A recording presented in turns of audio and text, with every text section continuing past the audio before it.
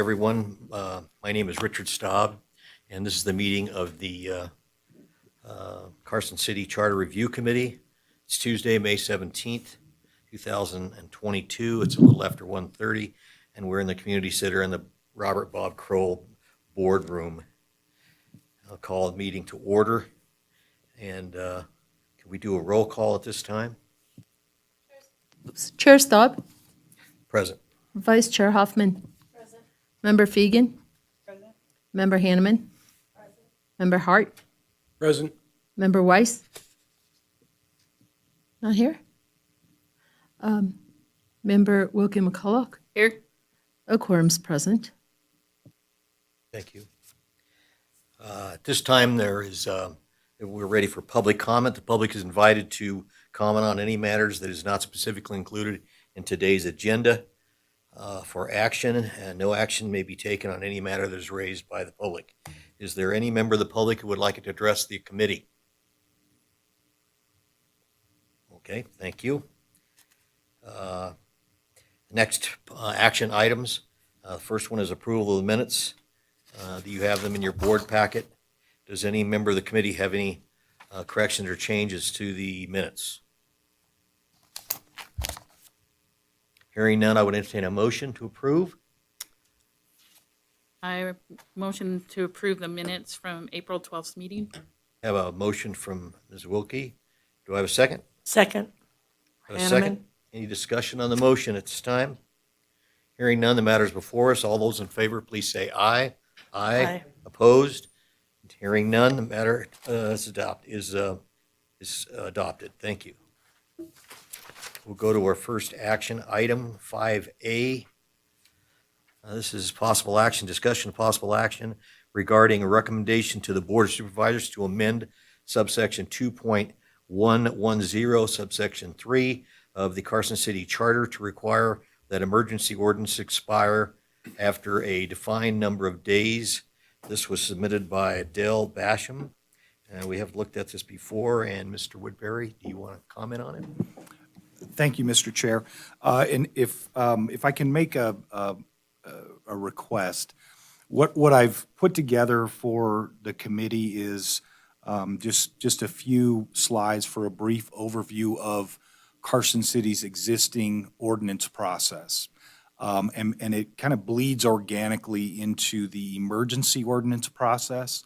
And so if the chair would entertain a request to combine, to open item 5B, or I'm sorry, 5C, I guess it's 5B, along with 5A, I think it would allow me to just do a general overview and cover both the regular ordinance process and the emergency ordinance process for the committee. Thank you, Mr. Woodbury. So we're going to consider 5A and 5B, correct? And 5B is discussion of possible action regarding a recommendation to the Board of Supervisors that section 2.110 of the Carson City Charter be amended, 1, to require the board to adopt or reject a proposed ordinance or amendment thereto within 60 days after the publication required by subsection 2.110, subsection 1, 2, to require the Carson City clerk to complete publication required by subsection 2.110, subsection 4, not later than 14 days after adoption of the ordinance, and 3, to remove the requirement of subsection 2.110, subsection 4, requiring publication of an approved ordinance prior to its effective date. Thank you, Mr. Chair. You're welcome. Jason Woodbury, Carson City District Attorney for the record. So as I indicated, what I have prepared for the committee is just a summary of how it's sort of like the old Schoolhouse Rock video, how a bill becomes a law, but it applies specifically to Carson City. So I'll go through that and subject to the chair's discretion, I'm happy to entertain any questions as we go through this to help the committee understand that process. So like the Schoolhouse Rock video, the first step in any ordinance is somebody has an idea. And it can come from the Board of Supervisors, it can come from some department in the city, my office, a member of the public. Somebody has an idea about something in an ordinance that can be changed or added or removed. to somehow improve the legal structure that applies in Carson City. So after somebody has an idea, it goes to the district attorney's office, and we have a staff of attorneys who will take on the responsibility to actually take that idea and put it into black and white language.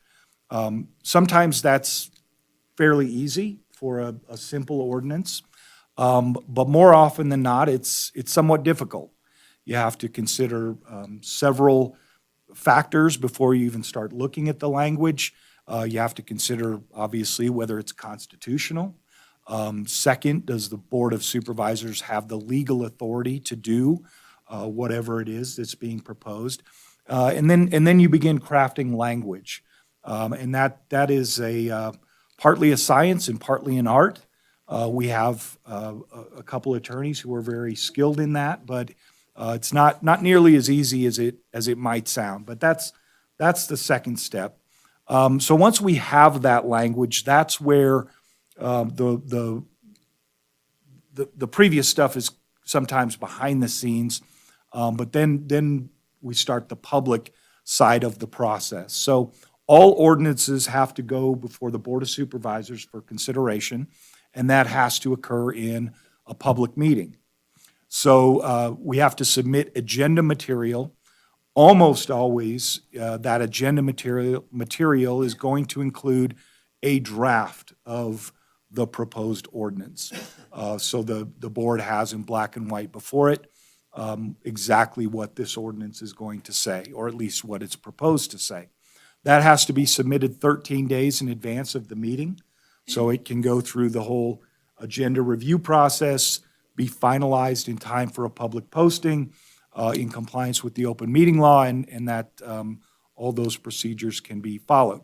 So, for instance, for the board's meeting on June 2nd, we're going to have agenda material submitted to the board by May 20th at the latest in order for that to make the May 2nd agenda. Otherwise, we're going to have to go to the June 16th. And I spend a lot of time on, not a lot of time, hopefully some time, on the timing of this whole process. Because the primary difference between an emergency ordinance and a regular ordinance is how quickly it can be adopted. Emergencies, obviously, for the reason that it's an emergency, goes through a much more expedited kind of process. But this, we're talking about the regular process and how long that can take. So with the regular ordinance, it will be proposed to the board in what we call a first reading. And that is a procedure that is mandated by that Carson City Charter provision, 2.110 subsection 1. Has to occur at a public meeting, and public meetings of the board take place on the first and third Thursday of each month. So a regular ordinance only requires a majority vote of the board. There's no supermajority requirement. There are exceptions to that with redevelopment authority funds and maybe a handful of other special types of ordinances, but for the most part, it just requires a majority vote. And the board, by the majority vote at that first reading, they can reject it, say, nope, this is not the way we want to proceed. They can elect to proceed with the proposed ordinance, or they can amend it in some way. Depending on how substantial the amendments are, we may have to start over again at the first reading. But if it's a minor, if it's a typographical error or something like that, really insignificant kind of change, we can go ahead and proceed along after this first reading. So the next thing that has to happen with a regular ordinance is notice the ordinance itself has to be provided to the Carson City clerk. The clerk is then obligated to publish a notice, and it has to be published for Carson City in the Nevada Appeal. That's our newspaper of general circulation, and that has to be published. The publication has to occur at least 10 days before that ordinance is adopted or considered for adoption by the Board of Supervisors. So we have some timing requirements with that. The next step in the process is that the ordinance returns to the board for what's called a second reading under that same section of the Carson City Charter. Again, this has to occur at a public meeting, and then at that point in time, the board can make a final decision on the ordinance, and it can reject it, it can adopt it, or it can do another amendment, direct staff. After further consideration, we want to do something different, and we're probably at that point going to have to go back to first reading with a new draft. Now, the key on timing on this, it'll become important for reasons I'll explain in a minute, is the ordinance in the regular process must be rejected or adopted within 45 days of that first publication. So remember, we went to first reading with the board. They said, okay, let's continue down the road. Goes to the clerk. Clerk publishes notice, so anybody who's interested in the ordinance knows where to find it, can read it, and offer any input they have. So we're on the clock. As soon as that publication occurs, we've got to make that happen within 45 days. The reason for that is self-evident. You don't want somebody going back and saying, gosh, we've got this ordinance from 2010, never got past first reading, but let's go ahead and resurrect that. And maybe, that's not the most transparent thing to do. So the public knows when it sees the publication, all right, this thing is on the clock. It's going to either be adopted or rejected within 45 days. And that's under that Carson City Charter provision. It's not the law yet. Even when the board adopts it, under existing law, it doesn't become effective. It can't become effective under existing law until it is published again. The title of the ordinance has to be published, again in the Nevada Appeal, newspaper of general circulation, has to be published with the names of the supervisors voting for or against it, and it has to be published at least once before it becomes effective. Okay, so we've got a time constraint with that. I'll jump back to the regular ordinance process in a moment, but let me talk about how that differs with the emergency ordinance process. An emergency ordinance can be approved in a single reading. So no first reading, no second reading. It just comes to the Board of Supervisors for review in a single meeting. And it can be approved at a special meeting. The regular ordinance has to be approved at a regular meeting, but an emergency ordinance can be done at a special meeting that's at a time other than the first or third Thursday of each month. There are no publication requirements for an emergency ordinance. You don't have to publish it before it's considered. You don't have to publish it after it's being considered, and you don't legally necessarily need to publish it after it's considered and adopted. My understanding is that's the general practice, is in fact published afterward, but there is no legal requirement that occurs. The emergency ordinance process, unlike a regular ordinance, it can be made effective immediately on passage and approval. You don't have to wait for any publication. So as you can see, it's a much more expedited process than the regular ordinance is. There is a limitation on the emergency ordinance in Carson City. It must be unanimously approved by the board.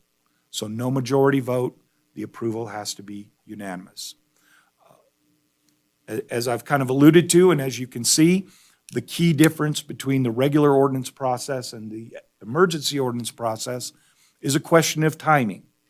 In general, with all the limitations we have on the regular ordinance process, the fastest something could go from an idea to actually becoming effective is 31 days.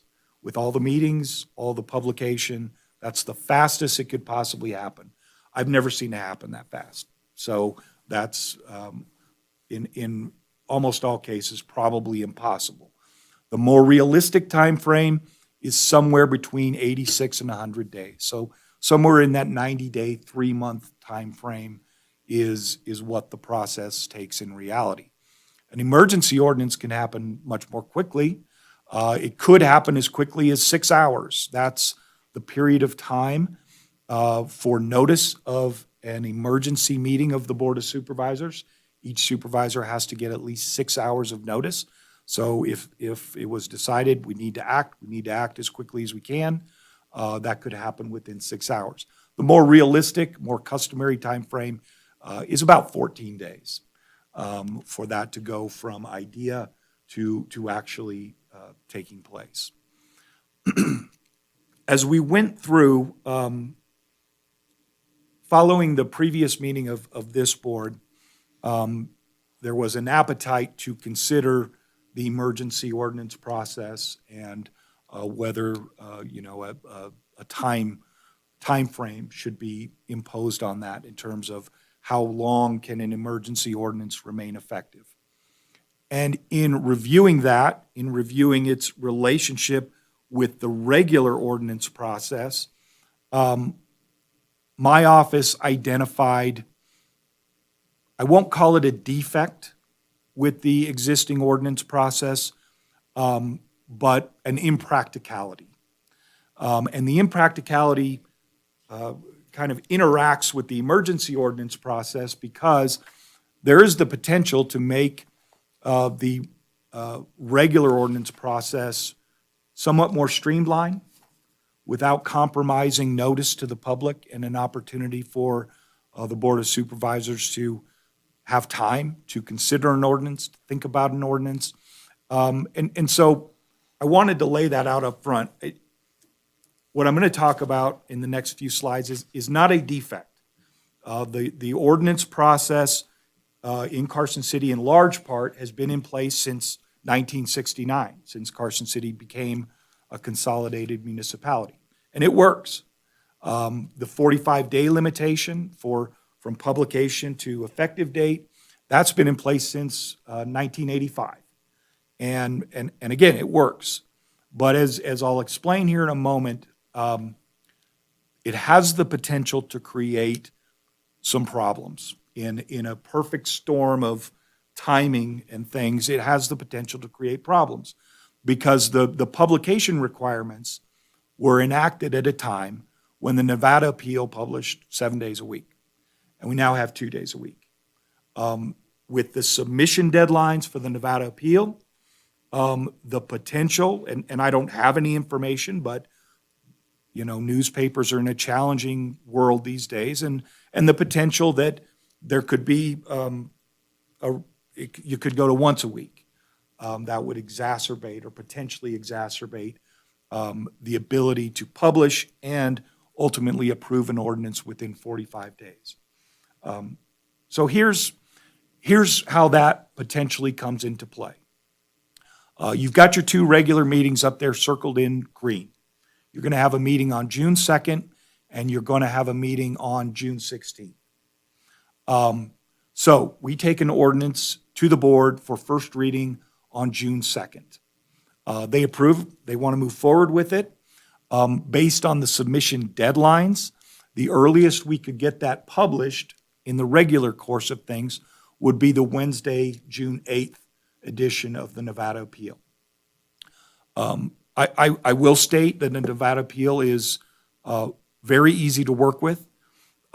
They give us leeway frequently in terms of submission deadlines. So it is by no means impossible that it would actually be published on that Saturday, on the 4th, but that is relying on the good graces of the Nevada appeal to let us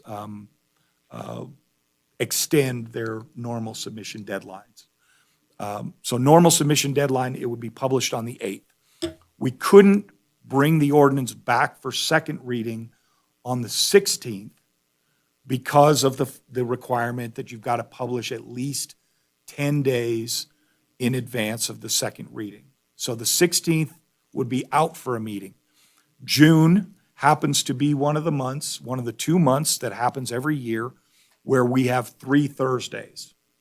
So we don't have a meeting on the 30th. We actually have 3 weeks between the meeting on the 16th and the next meeting that will occur. So we've got the 8th as the publication date. That puts our 45-day deadline where I've got the red exclamation mark on July 22nd. So we're going to have to get that under that deadline, approved or rejected by that date. So we've got a meeting on the 7th, and normally that will work. That'll be fine. The contingency that I wanted to bring to this committee's attention is from time to time, you have a meeting that, for one reason or another, it's not feasible or at least not convenient, maybe not even feasible to actually bring that ordinance back. Let's say you've got a time-sensitive matter that's going to take hours for the board to consider, and you just wouldn't have a lot of room on the agenda to squeeze that ordinance in. There could be human error involved. Maybe we didn't notice the meeting or that agenda item properly, so under the open meeting law, it can't proceed on the 7th, or we'd violate the open meeting law. Maybe there were extensive amendments required in the first reading that my office just hasn't had time to process or work with the involved departments to make that happen. So a variety of circumstances could arise that made the July 7th meeting not doable to get that second reading on. The next meeting is going to be on the 21st. Now, that is within the deadline.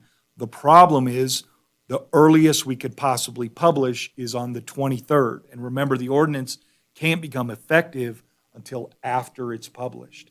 So that publication on the 23rd could potentially put us outside that 45 days deadline. That's not necessarily the end of the world. It just means we have to start the process over again. And that can take that 80 to 100-day time frame for an ordinance and push it out quite a bit further. So that was the issue that in looking at this process, we identified as potentially a gap that the committee might consider redressing through the charter. It's just an incredibly large gap between an emergency ordinance that takes somewhere in the neighborhood of 14 days and a regular ordinance that takes somewhere in the neighborhood of 90 days to do. And if we can streamline the regular ordinance process a little bit, because I will speak for my office, we don't like emergency ordinances. We don't like them at all. It puts everybody under the gun. That's a setting to make mistakes and to not fully consider things as much as they should be. And I won't speak for the Board of Supervisors, but I don't think they like it any more than we do, just because it's of those circumstances. So my thought is that if there was some way to streamline the process, shave that time down for the regular ordinance, it's certainly possible and hopefully likely that in a lot of cases, we won't even need to go down the emergency ordinance process. We'll have enough time to complete it within the regular process.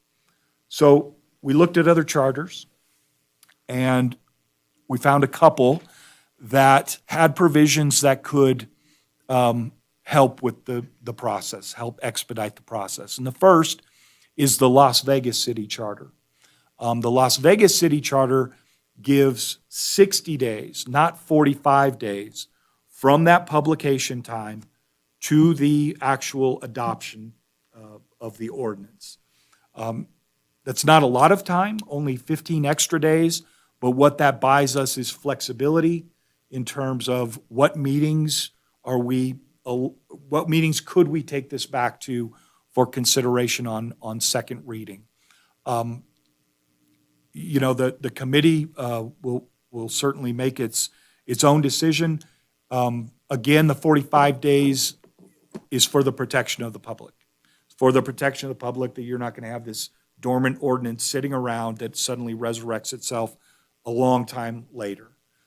This, extends that period for 60 days, from 45 to 60 days.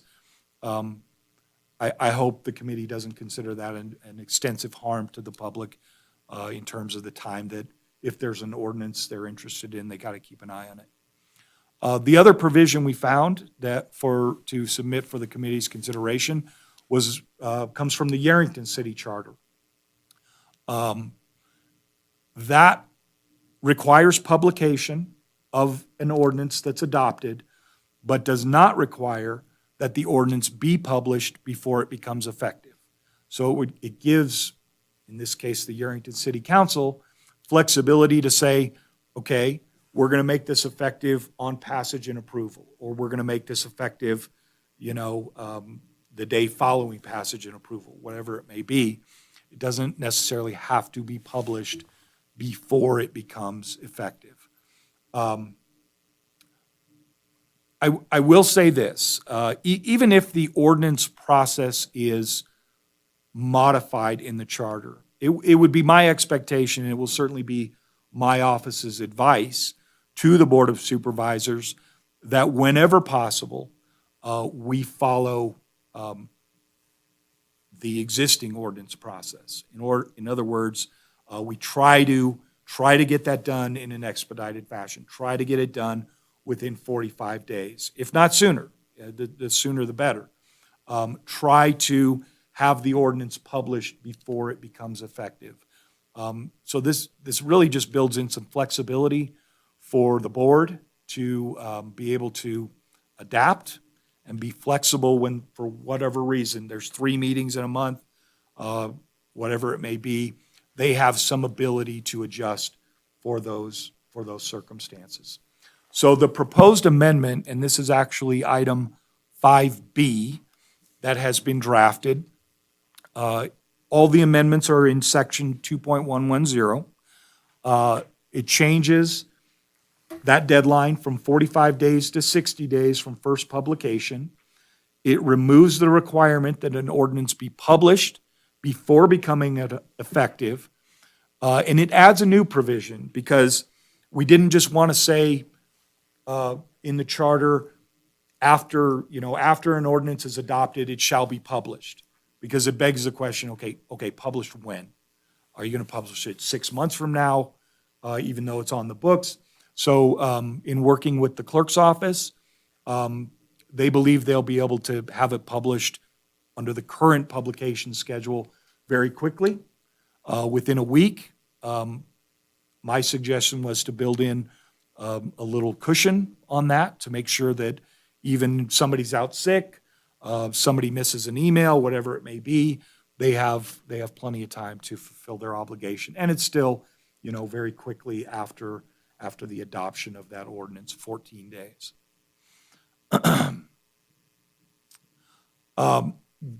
So that's item 5B. If I can turn to our review of the emergency ordinance process and the public, the suggestion from the member of the public about putting a mandatory sunset on those. We reviewed all the charter provisions in Nevada. We reviewed all the legal provisions concerning ordinances, both municipal and county. And there is no existing provision in existing law that requires a mandatory sunset of an existing ordinance. There's no existing ordinance that does that. I wanted to give the committee some background. We do have some recent experiences with emergency ordinances that occurred during the COVID-19 situation, but not as many as you might think.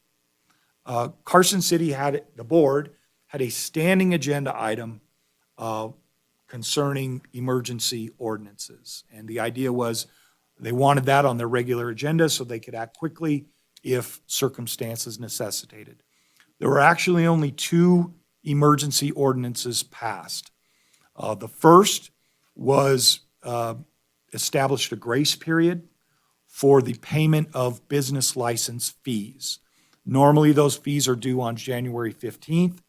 The grace period was established to allow those to be paid up to September 1st. And that was 2021. So that ordinance effectively had a sunset provision. It only lasted until September 1st of 2021.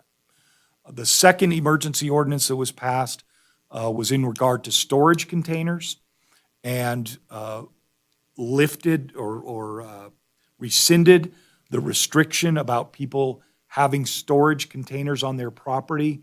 I think the time period was only allowed for 90 days.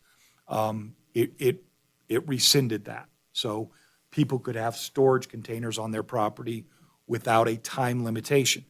That also had a sunset provision in that it is only effective until the governor's declared state of emergency was lifted, which, I think the media reports are that it's going to be rescinded May 20th. So it remains in effect, but there was a sunset provision in there.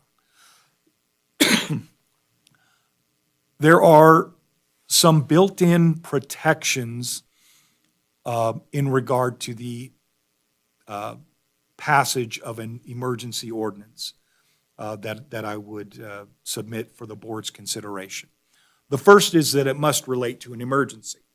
So, the board is legally required to establish some foundation for their passage of an emergency ordinance. It has to relate to a circumstance that was unforeseen, that requires urgent action, and that has to be part of the record. I put in parentheses, there's a bond exception to that. Talk about that on the next slide. But other than that bond exception, all emergency ordinances have to relate to an emergency. It requires unanimous agreement.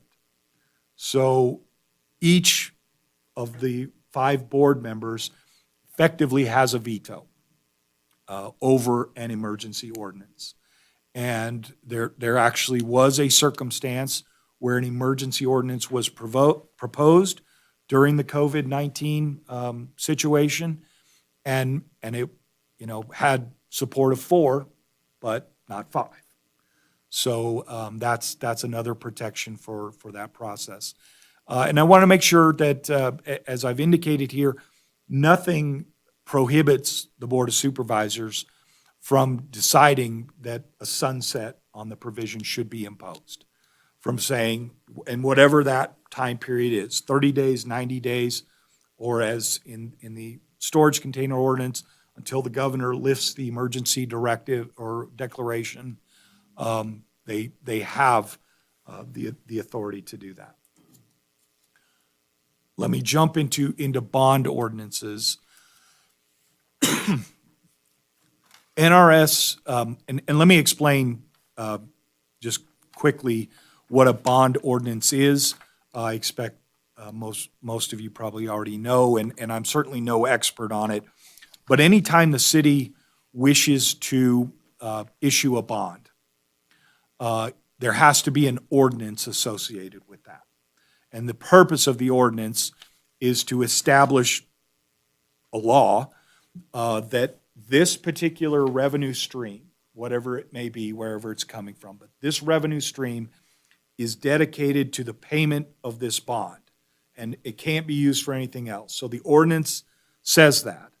And of course, if you're a person considering selling a bond to Carson City, that's very important. You're going to want to make sure, okay, we've got a legal defined revenue stream that makes sure we're going to get paid off. So NRS 350.579 and the Charter Section 7.030 allow a bond ordinance to be adopted as if it was on an emergency basis. The reason for that is interest rates. Sometimes you get a favorable interest rate, you want to lock that in, you can't wait that normal process to play out, first and second reading, all the publication. You need to act quickly to lock in that rate.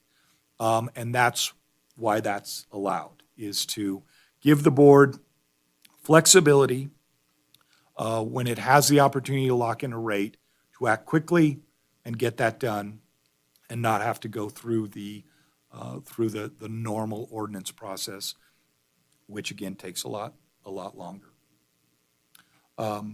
So that is, I guess, a not too quick, but hopefully not too long, summary of the regular ordinance process and the emergency ordinance process that I have for the committee today. Thank you, Mr. Woodbury. Let the record reflect that member Bob Weiss is present. Late Bob Weiss. That's correct. Are there any questions for Jason from the committee? I have one, Ronnie Hanneman. Mr. Woodbury, what's happening now with a lot of associations, nonprofits, et cetera, with their bylaws, we've also been having to publish things via mail or newspaper or whatever. However, in this electronic world, newspapers, as you alluded to, may not be around. And one of the things that's also happening with the Nevada Appeal, as you know, it's no longer published in Carson City.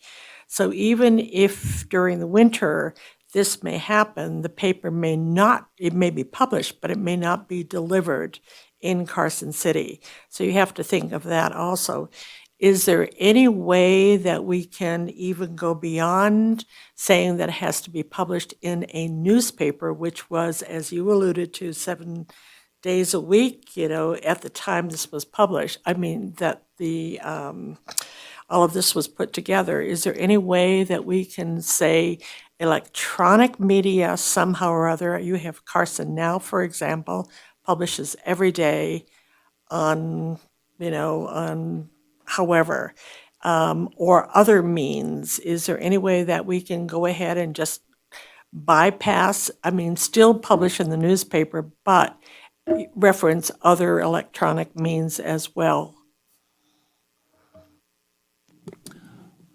I'm not sure who said it, but there's a great quote out there that never get into an argument with somebody who buys ink by the barrel. And we did look at that. We did look at that because of all the reasons you just said. Nevada law is, and when I say Nevada law, Nevada statute is very clear that all legal notices must be completed, and I'm going to reference Chapter 238, must be completed by publication in a newspaper that has a general circulation in the county. I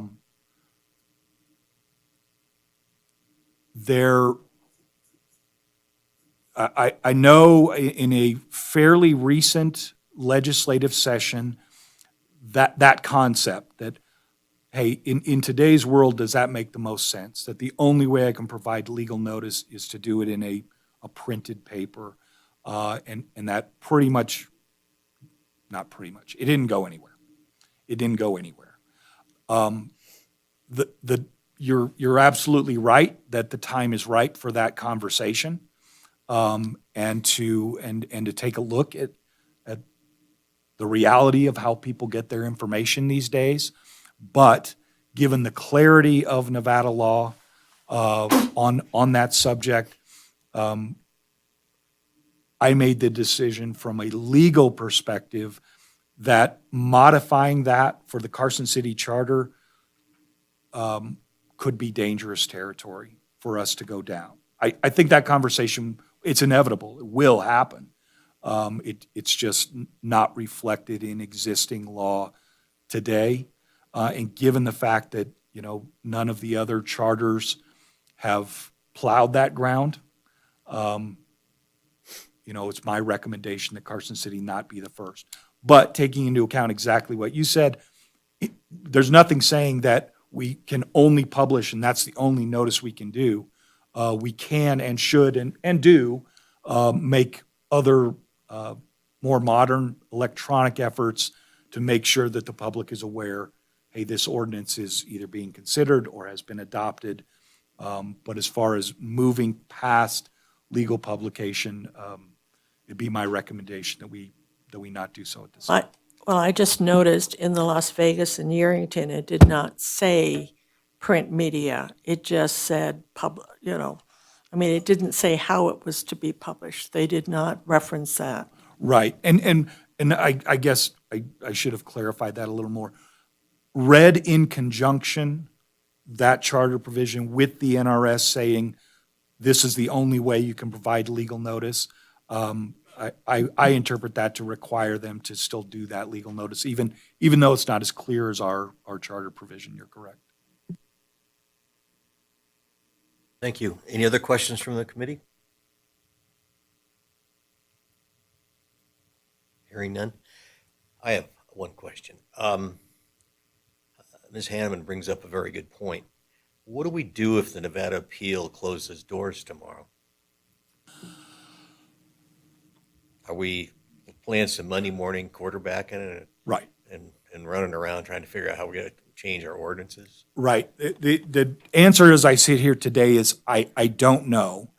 But you would look, I think you would look to another printed media source that has that defined general circulation in the community, which could be the Reno Gazette-Journal, could be a different publication. But if it closed its doors and stopped printing, we would have to look for another source to do that.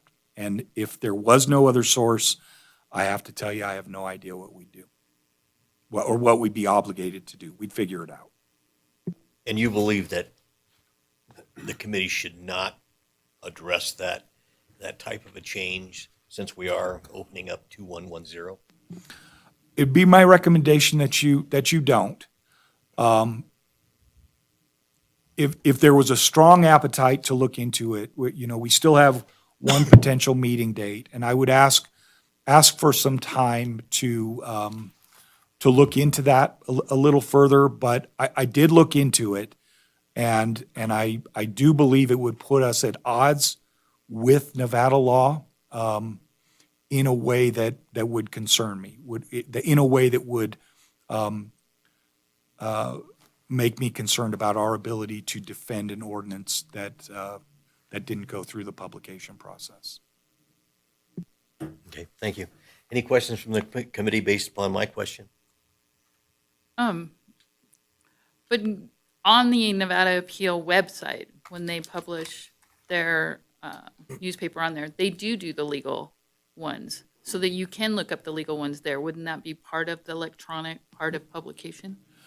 It certainly, well, I do know that happens. We have always treated publication based on the legal definition as being printed, for general circulation. That's a good question. In today's world, it may be a question that could be litigated at some point. We try to take a conservative approach and say, okay, we're going to treat publication as printed. So this should actually be something that the legislature should look at this next round because of these problems that other counties are looking at too with their small town newspapers. Yes, I should have said that more clearly. I hope that the legislature would take a very strong look at publication requirements, and that would be the appropriate forum. And for the record, that question was asked by member Wilkie McCullough. So at this point, no other questions. These matters are before us. So let's start with 5A. We are here to either move to recommend or not recommend to the Board of Supervisors an amendment to subsection 2.113 of the Carson City Charter to require that emergency ordinance expire within a particular number of days after adoption. Does anybody have any discussion regarding where this committee needs to go? Member Hoffman? Yes, I have something to say about that. Based on what Mr. Woodbury said about there are no existing provisions for mandatory sunset in any other communities in the state, is that correct? That's what you said, right? And That's correct. that the supervisors themselves have the ability to put a sunset as part of it, I am not in favor of this. I think an arbitrary number is too confining. I don't know. I would state Hart? that I am not in favor of it either. Okay. Any other committee comments? I would concur, but I'm most moved by the fact that it has to be a unanimous action by the board. And I think that has more influence than the fact that it would have to expire within some certain time, so. Thank you. Any other comments, questions? I certainly understand the concerns of Ms. Basham, and I had other language, but my previous experience on the board is we would always set some type of sunset or reconsideration time to look at any emergency ordinance that was adopted, and I would hate to take away that discretion from the board in considering any emergency ordinance. So I'm not really in favor of establishing any duration period at this point in time. Any other comments based upon the comments from the members? Hearing none, the matters before us, I'll entertain a motion. Mr. Chairman, could you take public I'm comment? sorry. Is there any public comment on item 5A regarding a duration of a maximum effective period of an emergency ordinance? Please come forward, state your name for the record.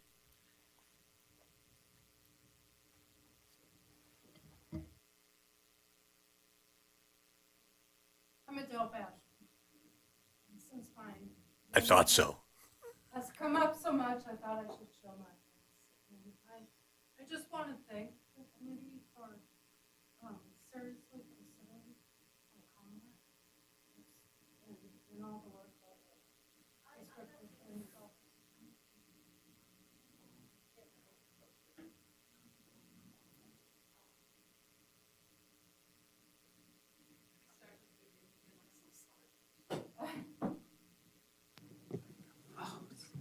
Okay. I'm Adele Basham, and I just wanted to thank the committee for seriously considering my comment and all the work that the district attorney's office did. And that's really all I have to say. My concern was a situation where the public input was limited and people making decisions don't get the advantage, I would say, of hearing what unintended consequences might be. That was the nature of my concern. And that's all I have. Thank you. Thank you, Ms. Basham. We appreciate your original input and your comments today. Sometimes I wondered in the past how long I'd have to wear that mask. So I totally understand. Okay, now the matter I think is before the committee. I would entertain a motion. Member Hoffman, I move to not recommend to the Board of Supervisors an amendment to subsection 2.110, subsection 3 of the Carson City Charter to require that emergency ordinances expire a designated number of days after adoption. I have a motion, or first, do I have a second? A second from Mr. Hart. Any other comments on the motion? Hearing none, all those in favor, please say aye. Aye. Opposed? Hearing none, the matter is carried. Let's go ahead and go to 5B. I've already read 5B into the record. Our charge is to move to recommend to the Board of Supervisors that subsection, or the section 2.110 of the Carson City Ordinance be amended to change the number 45 in subsection 1 to 60 and to replace the phrase "before the ordinance becomes effective" in subsection 4 with the phrase "not later than 14 days after adoption." Is there any discussion by the committee? I would just like to thank the district attorney and his office for the great presentation, because I had questions coming in about all of this, and You just answered all of them, so thank you for that. Yes, thank you, Jason. Any questions on the committee regarding this matter? Just one. Was Member Weiss? So the hypothetical problem is exacerbated twice a year when we have 3 weeks in between. That is, yes. Mr. Chairman, I'm reluctant to support this. Not that the presentation doesn't make sense to me, but as somebody that's had to deal with local government a lot, I was repeatedly confronted with a statement by staff members that, well, we're allowed to, we don't have to act on this for 60 days. We don't have to act on this for 45 days. When it was an action that could have been done relatively quickly. And so I'm just a little reluctant to take the 45 days out to 60. I understand the argument, but that's just been a stigma with me. Thank you, Member Weiss. Any other comments from the other members? Any member of the public like to make comment on item 5B? Hearing none, the matter is before us. I would entertain a motion, one way or the other.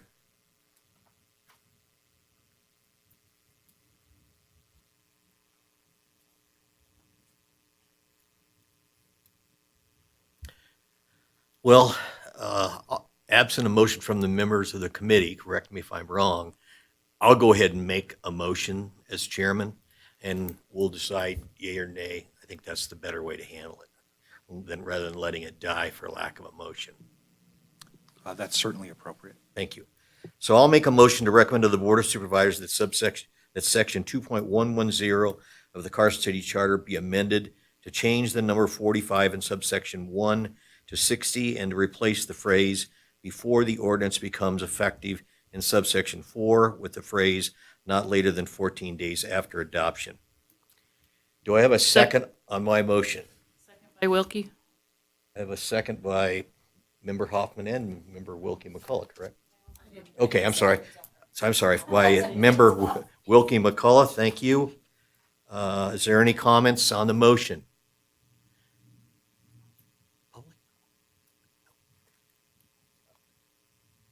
Hearing none, the matter is before us. All those in favor, please say aye. Aye. Aye. And reflect that Member Fegan said aye. Mr. Hart, did you say aye? I did. Ms. Hoffman? Aye. Ms. Wilkie McCullough? Ms. Hanneman? All those opposed? Nay. The matter carries 5-1. Thank you. All right, let's go to item. 6. Huh? Maybe even 6. Yeah, I'm sorry, 6-1. Thank you, Member Weiss. Item 5C, this is a discussion and possible action regarding a recommendation to the Board of Supervisors to amend subsection 3.101C of the Carson City Charter to limit the time duration which the mayor may exercise emergency powers. Mr. Woodbury? Thank you, Mr. Chairman. Jason Woodbury, Carson City District Attorney for the record. As with the previous items concerning the ordinance process, I thought it might be helpful to briefly, and briefly this time, I promise, go over the various emergency powers that are triggered by a declaration of emergency in Carson City, which include the mayor's powers. So a declaration of emergency, and that comes from the Board of Supervisors. It requires a majority vote to say that, there's a legal definition for emergency, an unforeseen serious circumstance requiring urgent action, triggers emergency authorities in several officials in Carson City. First, as I mentioned, with the Board of Supervisors, they have the authority to declare an emergency. They also have the authority to enact emergency ordinances. The declaration of emergency is mostly important in terms of resources.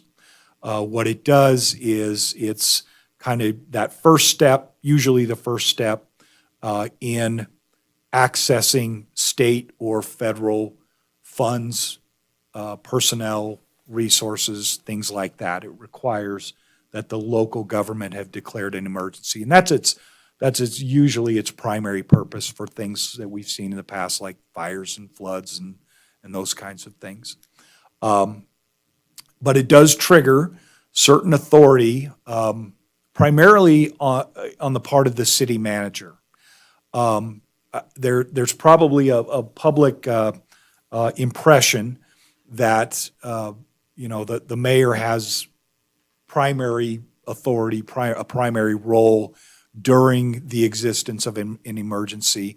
But really, the structure that's set up in Carson City by ordinances and by Nevada revised statutes makes a city manager a central player in that, and also the emergency management coordinator, which in Carson City is the fire chief. Those are really the primary roles. But the city manager can declare on his or her own a declaration of emergency if, for whatever reason, a quorum of the Board of Supervisors can't assemble. The city manager oversees, together with the mayor, the execution of the emergency management plan, which is a plan that's adopted and periodically reviewed by the Carson City Board of Supervisors that basically is the plan for how the city's going to deal with an emergency. Now, the unusual powers exist in Carson City Municipal Code and say that with the sheriff's consent, the city manager can impose a curfew, can prohibit or limit public gatherings, can prohibit or ration the sale of petroleum products, and can protect stores handling essential items and supplies, and most significantly has the authority to temporarily rescind Carson City Code provisions. Now that's the city manager. All that occurs with the sheriff's consent, and thankfully, I don't, even with the COVID-19 matter, I don't have an example to give to you where the city manager actually exercised that authority, but it does exist. It is documented in that ordinance provision. The emergency management coordinator, who, as I said, is the fire chief, has the obligation after a declaration of emergency to establish an emergency operations center and to execute the emergency management plan. The sheriff is required to coordinate with the city manager on those unusual emergency powers, and then has the general obligation to keep the peace. So those are all the officials in Carson City that are triggered with some authority specifically concerning emergency management. The mayor also has authority. Excuse me. The legal source of that authority is in the charter, and it's in section 3.010. So 1B just talks about if martial law is imposed in Carson City, the mayor is deemed to be the head of the government here. Section C, as you'll see, is a very broad grant of authority in that it says the mayor shall perform such emergency duties as may be necessary for the general health, welfare, and safety of Carson City. There's no list of particulars. The mayor can do this or can't do that. It is, like I say, just a very broad grant of authority.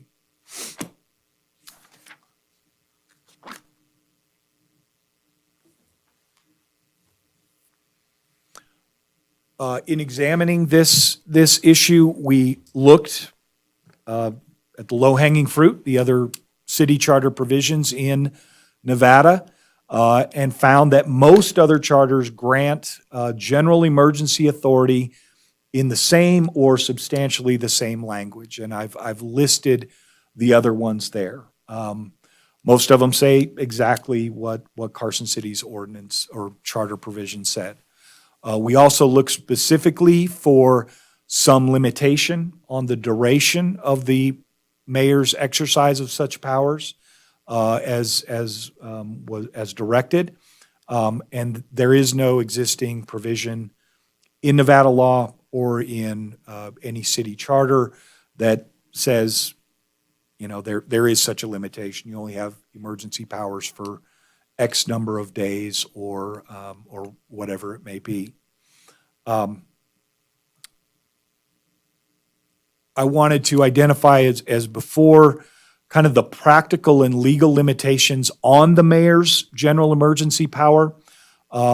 First and foremost, it must be exercised in harmony with the authority of the other officials' emergency powers. And as I said, that's primarily going to be the city manager and the emergency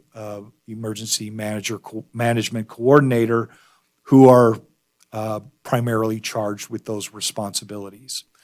I put on that second bullet point a little caveat. Likely, the mayor's emergency authority only exists for the duration of an emergency that has been declared by the Board of Supervisors. I say that's likely because I could not find a case on it. I could not find a case where a mayor acted outside an emergency declaration, so I don't have definitive law on that. But I can say that it would be my interpretation that absent an official emergency declaration by the Board of Supervisors, the mayor would be without authority to invoke emergency powers as something he or she could do. I think that's a relatively clear proposition in the law, and the only thing preventing me from being more definitive about that is, like I say, there has not been that case that says that. Also, by way of background, during the COVID-19 declared emergency, there were no emergency actions undertaken by the mayor, by either the current mayor or the former mayor, taken in reliance on those emergency powers. They never felt called upon to do anything beyond what was being done by other officials. So that actually is all I have to present on that. Certainly, if there is an appetite for consideration of the issue further, or you wanted to see some draft language, we're happy to accommodate that. And I'll just take this opportunity to say to Ms. Balaam, who submitted this idea, I completely understand where it's coming from, like all the committee members. The challenge, I think, in this is that emergencies come in all shapes and sizes. You know, you could be historic. I mean, we pretty much know how to deal with fires and floods and things you've seen on occasion. COVID was a completely new animal, and there may be a completely different animal down the road that you haven't thought of. And so it's extremely challenging to try to, in advance, define, okay, this is the appropriate amount of time for a mayor to exercise these powers. Because in one instance, a week might be sufficient, but in another instance, a cyber attack, an act of war, take your pick. Just things you can't imagine. It's really hard to pinpoint that. But that doesn't change the fact that the suggestion is very well taken. And I hope all levels of government, Carson City through the President of the United States, is taking a very hard look at that and about the limitations that should be kind of self-imposed when we're doing these extraordinary kinds of things. So with that, that would conclude my presentation. Thank you, Mr. Woodbury. Are there any questions from Mr. Woodbury from the committee? Ms. Hanneman? Yes, I'm listening very closely and see, I don't know why the mayor is singled out when you seem to have a really good process in place, taking in all the fire chief and the sheriff and the city manager and the board of supervisors. It seems to be working now. Why are you putting the mayor up top of the list?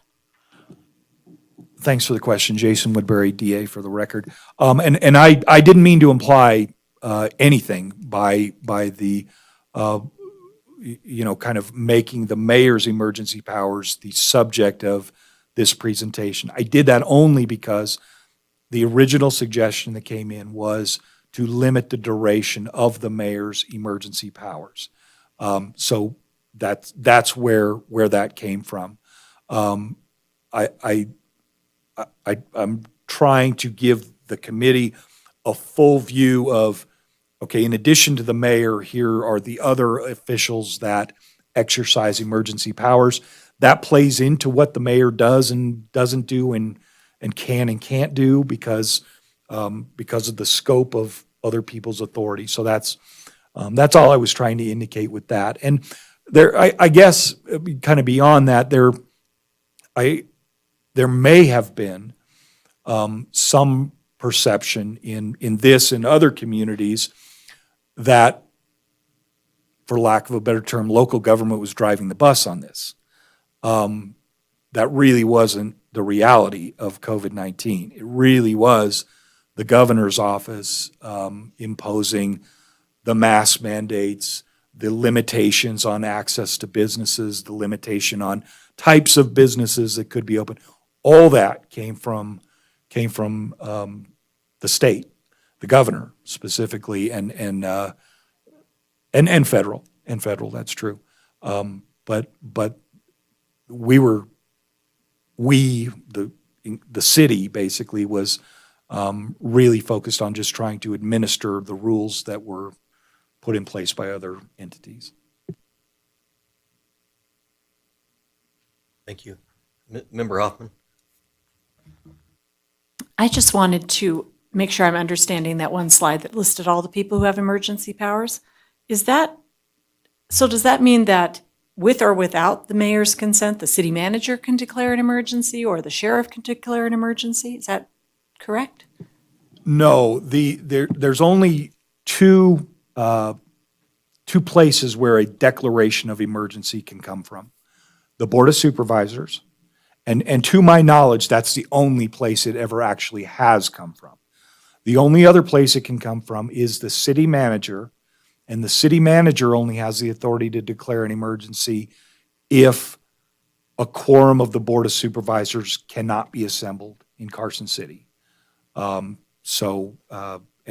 again, to my knowledge, that's never happened. It's always been declared by the Board of Supervisors. So the other people listed up here only have the authority once it's triggered by that declaration.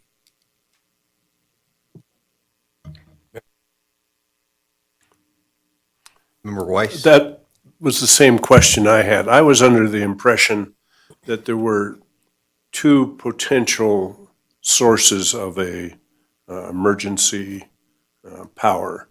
One was from the Board of Supervisors, but one was from the mayor. That's incorrect.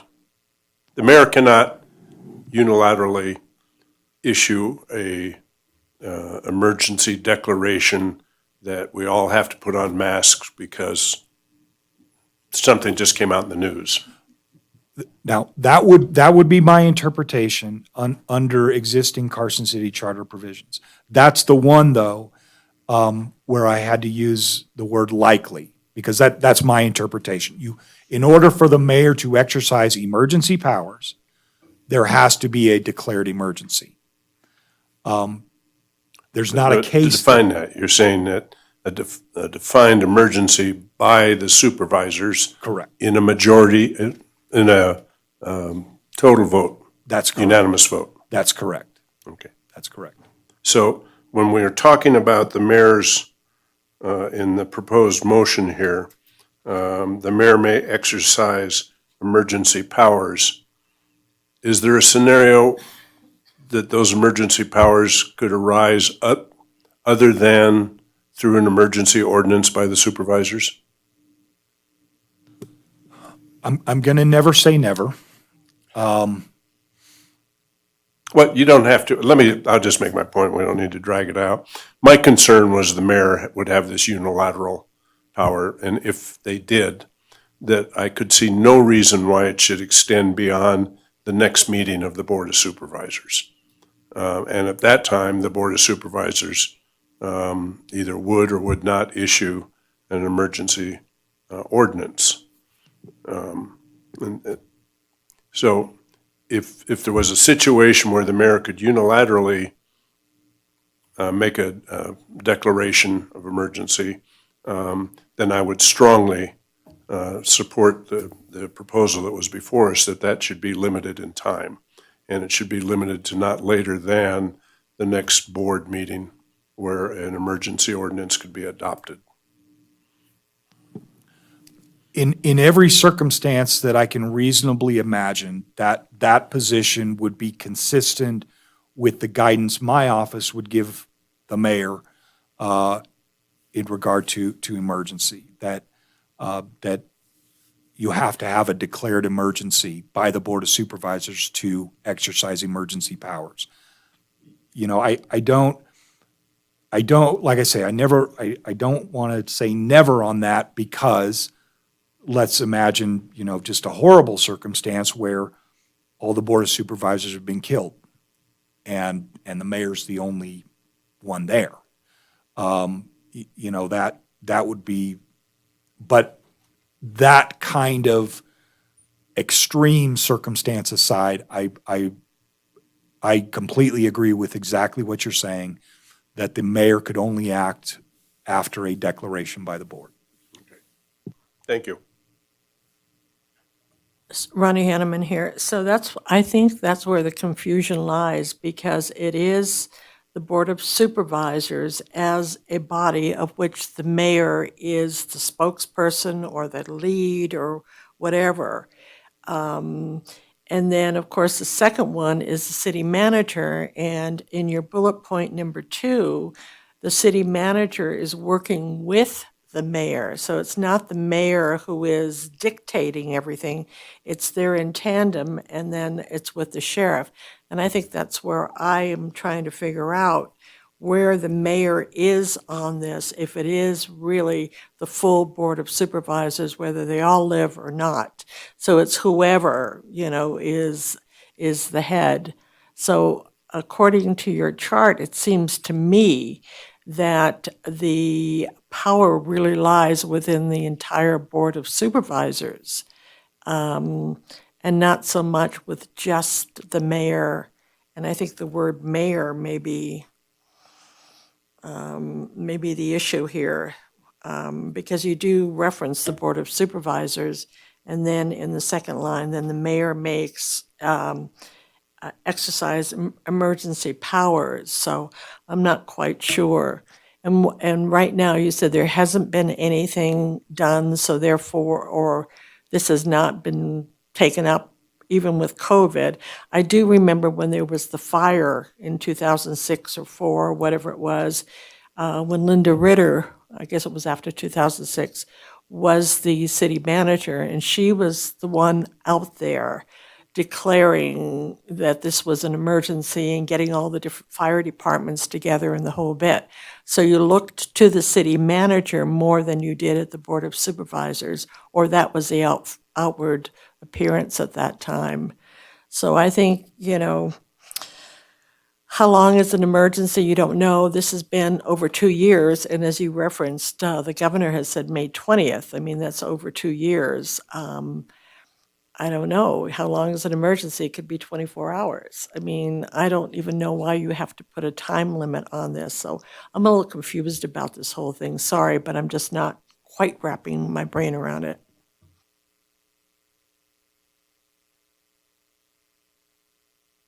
Mr. Woodbury, do you have a comment? You know, the only comment I would make is, I think your perception of kind of the structure of the emergency and who has what authority, the way it's set up, the mayor really doesn't have a lot. The primary person, I interpret it to be there's two primary people.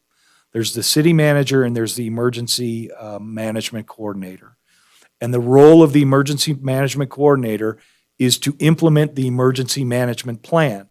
The board has control over that. And to the extent possible, and they're good at it, the people who put these plans together try to foresee all contingencies as far as what are we going to need to do, and then it's the management coordinator's role to put in place the plan. And so those are the two primary people, and the mayor's involved certainly and does have legal authority, but as a practical matter, certainly during COVID and the more recent emergencies, it's really been a secondary kind of role. Member Will- Wilkie, McCullough? Just, I think a little bit, two more clarification, Ronnie, is that this is a motion that came from the public, not from staff. So we're not saying that staff is recommending that we do this motion or not. Oh, you understand that? Okay. I thought that's where the confusion was. Okay. I guess I should put this on Hanneman here. The confusion lies with where it says the Board of Supervisors, and then all of a sudden it's the mayor, where the mayor on this is not on the emergency activate, the presentation. That is, he or she is not the primary source. So I'm not sure why and I do understand that it's coming from the public, and I think the public is very important in any process, but I'm just not personally understanding why the mayor is singled out here. So that's all I'm saying. Good points all. Maybe what we should do, other than maybe not recommend any action, is it appears we're trying to set a limitation on the exercise of emergency powers regardless of who exercises them. And so if we might want to bring this back to the next meeting and put something in here to limit the exercise of emergency powers until the Board of Supervisors can be convened or to their next regularly scheduled meeting. So regardless of who exercised it, be it the city manager, the sheriff, that the exercise of those powers, the duration of the exercise of those powers be limited until the Board of Supervisors, until the next regular meeting of the Board of Supervisors, or until a meeting of the Board of Supervisors can be convened to consider the exercise of those powers. Did I totally confuse you, Mr. Woodbury? Not totally. Or- Go ahead. No, I have I think I have the gist of that and enough direction that we could take a look at that and see what we can bring back to the committee for consideration. Any comments from the committee based on Weiss had his first. Member Weiss? Bob Wise, what does it take for the supervisors to convene a special meeting? Yeah, the mayor can convene a special meeting, or a majority of the board can require that a special meeting be convened, and it requires 6 hours of notice. Okay, so that helps soothe me. I'm glad this was brought up by the public because none of us have a good handle on it, do we? Who has these powers? So I would think that this safeguard that's built in is that regardless how the emergency is initiated, that the Board of Supervisors is going to meet within 2 weeks on a scheduled meeting or immediately upon the mayor or three of the supervisors asking to convene a meeting where they could then pursue an emergency ordinance. So based on that, I would actually make a recommendation not to approve this amendment, but I agree with the chairman's comments that maybe we should look at sort of a worst-case scenario. How do we limit whoever it is that was able to initiate the emergency situation that time period? So that would be my question, this Member Wilkie. Stacy, My question would be, Willa. is there an appetite to even go any further with this? Because I don't think anybody wants to put any limits on any days. So I don't think that it's prudent for us to use staff time to tell them to go back and rewrite this to see who's in charge when it's ultimately going to come back the next meeting, we're going to go, no, we don't want to limit the days. So I kind of would like to ask that more than to dictate staff to come back with those changes. And that's a good point. Member Chairman. Wilkie McCullough. I would concur with that. Thank you, Mr. Hart. I also agree with that. This is Hoffman, because the Board of Supervisors are the ones declaring the emergency. So we're saying, Board of Supervisors declares an emergency and it only lasts until they can meet again and declare it. I don't understand that. I don't think it's necessary to go any further, and anyway. Well, I think really the problem is who has the authority to actually exercise an emergency power. And the comment that Member Hanneman made is it's not always going to be the mayor that does that. And it may be the city manager, it may be the sheriff, potentially the emergency management coordinator. And so if we're even going to consider this recommendation, I just came up with potentially what the intent of Ms. Basham in limiting the time in which an ordinance can actually exist. Potentially there was a way we could address it. But we'll get to that when we get to our actual action on the motion. Are there any other comments from the committee on this, on item 5C? Is there? Hanneman here.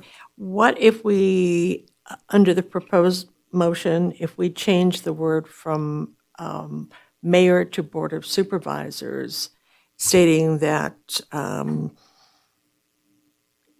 I think that's where we're a little bit caught up here. Thank you, Member Hanneman. Any other comments? Comments from the public? Please come forward, state your name for the record. On a mic that works. Adele Basham. I heard a lot of discussion about the confusion of, who does it, who declares it. My comment was based on the language that was written, that's currently written in the charter. And now I just sort of serendipitously ran across this at all, that you were reviewing it. In my quick read of the charter, I only saw the mayor. I didn't see the Board of Supervisors, but I didn't spend a lot of time reading the charter. So that's just background of why it's focused on the mayor. That was the only mention of emergency powers in the charter.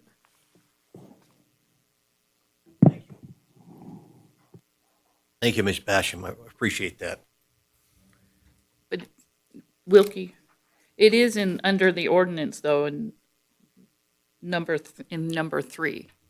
So it would be the 2.110, number 3. It says in case of emergencies where the ordinance is kind of specific by unanimous consent of the board, I think is where that comes in.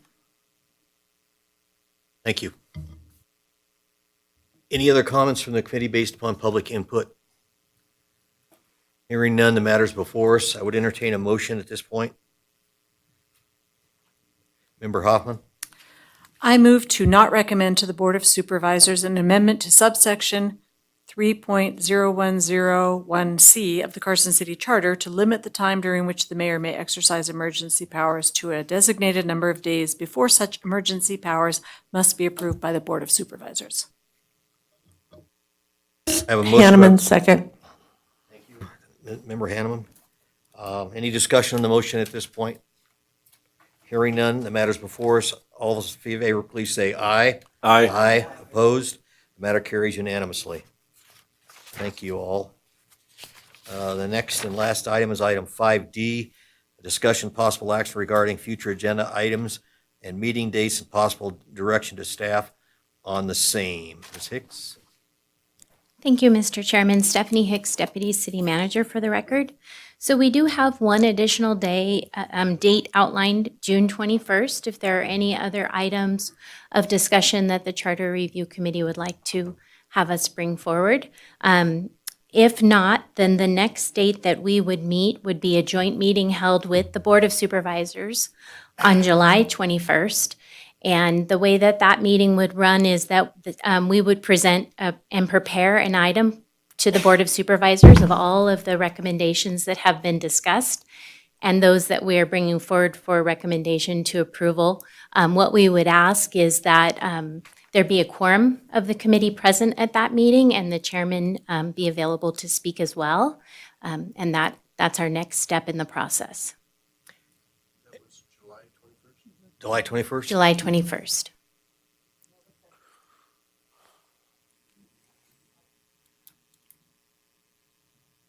I don't see a problem. I should be there.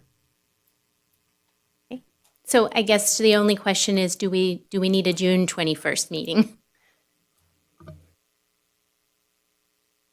I don't hear any comments from from the committee that we do. Does staff have anything that they think that we haven't reviewed before that we need to? I don't know. We believe that we've covered everything, so we'd be glad to get materials in advance for review for that joint meeting to the chairman.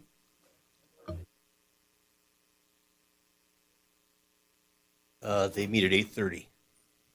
That's correct. The Board of Supervisors meets at 8:30, so we don't have a time specific set yet, but if there are some limitations, we can certainly propose that to the city manager and the mayor.